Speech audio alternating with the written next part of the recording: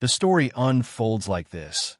It all started one crisp dawn in Willowbrook Estates, Colorado, when Veronica Hartwell, the impeccably dressed HOA president with her white BMW and endless iPad measurements, decided my 6 custom rainwater barrels were an eyesore and a violation. She showed up at 6 a.m., tape measure in hand, then escalated to swinging a crowbar like it was her personal enforcement tool. The sharp cracks of plastic shattering echoed through the quiet neighborhood as bright orange industrial paint sheets sprayed everywhere mixed with hundreds of gallons of gushing water, turning my driveway into a slimy, toxic river. The chemical stench burned the air while $800 worth of equipment was reduced to rubble right in front of me. She looked up, crowbar raised, paint streaking her designer blazer, and smiled like she'd won something.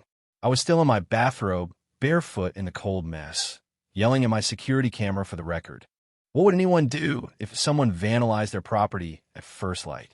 She slapped me with a $15,000 fine for owning too much water, claiming mosquito breeding grounds despite my filtration systems, and whispered about foreclosure if I didn't pay up fast.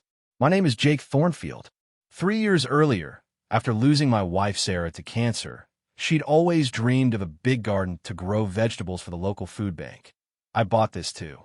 3-acre property specifically for its rural feel and those ancient 1943 water rights tied to the old ranch land.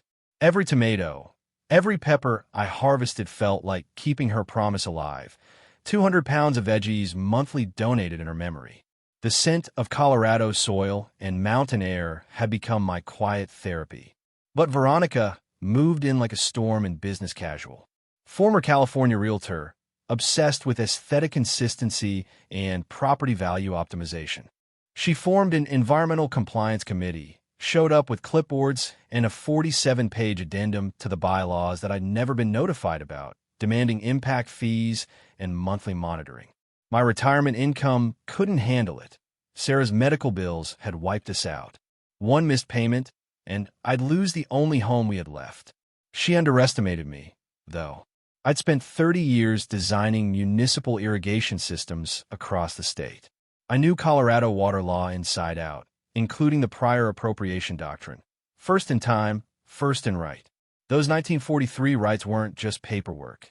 They gave my property senior claim, including control over an upstream earthen dam that fed the entire neighborhood's artificial lake, fountains, ponds, and prestige views. Her attacks kept coming. Cease and desist letters from her brother-in-law, Derek, the slick HOA attorney charging $400 an hour. Daily fines stacking up. Nighttime sabotage captured on camera, where she and Derek crept around with flashlights, documenting fake violations. Bleach poured into my barrels to prove contamination. She targeted others too. Margaret Wu for bird feeders, Tom Kowalski for his work truck, Elena Rodriguez for playground colors. Systematic harassment to force sales. Turns out Veronica was drowning in debt. Her BMW leased, house underwater, and she had exclusive sales contracts on a pending commercial development that needed 85% resident buy-in or forced sales. She was engineering chaos for profit. I built my own quiet resistance. Margaret, a retired patent attorney with supreme court-level tenacity, uncovered that Veronica's water addendum vote lacked the required 10% resident quorum, illegal from start. Elena dug into county records showing the development scheme. Tom brought construction insight. We confirmed my riparian rights from the 1943 deed. Full authority over the dam's flow for irrigation or flood control, perpetual easement that superseded any HOA covenant under Colorado's Constitution. The dam held 8 million gallons at dangerous levels. Neglecting annual pressure relief risked catastrophic failure. Veronica planned her big investor garden party in the natural floodplain. White tents, crystal stemware, gourmet catering, string quartet, all to announce the development and lure Denver money. Perfect timing. I hiked up with Margaret, tested the old hand-cranked gates, felt the deep thrum of water pressure through my boots. This wasn't destruction. It was legally required maintenance for safety, with 48-hour notices to vulnerable neighbors, coordination with county inspectors, professional pumps for controlled release at 50,000 gallons per hour, and full documentation for zero liability. Saturday arrived clear and bright. At 3 p.m. sharp, as Veronica charmed investors in the pavilion, I turned the wheels. The metallic grind echoed like a bell.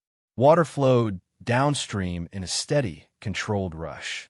By 3:15, guests heard the rumble through the pines. Veronica brushed it off as fountain cycling. By 3:20, gentle streams appeared around the edges. By 3:25, for inches deep, pavilions wicking water, tables floating like boats. By 3:30, 8 inches, gourmet spreads scattering, sound equipment sparking, champagne glasses abandoned in rising flow. Guests fled in soaked designer clothes while live news cameras rolled. Reporter narration captured it perfectly. Enforcement of century-old water rights superseding private schemes. Veronica stormed up the hill, drenched and shrieking about terrorism. I calmly explained through the megaphone. Required dam maintenance to prevent uncontrolled collapse. Margaret waved ironclad documents. County inspector confirmed necessity. Derek's fake court orders crumbled. The flood receded by 6 p.m., leaving soggy ruins and fleeing investors who never called back. Aftermath was swift and sweet. Derek faced bar ethics violations and lost his license. Cal got community service on the dam he tried to sabotage. Veronica's real estate license revoked for fraud and harassment. She ended up bankrupt, working a garden center, eventually showing up humbled to thank me for stopping her spiral. The HOA board restructured. Tom as president, Elena as secretary, Margaret running a free rights clinic. We created the Sarah Thornfield Water Rights Education Center with Colorado State University, plus a scholarship fund. My garden now yields over 400 pounds monthly for the food bank. Annual dam maintenance became a community event, kids learning about water cycles, law, and standing up to bullies. Water always finds its level. So does justice. Sometimes it arrives with unstoppable force, washing away corruption and nourishing what's right. These HOA nightmares happen everywhere.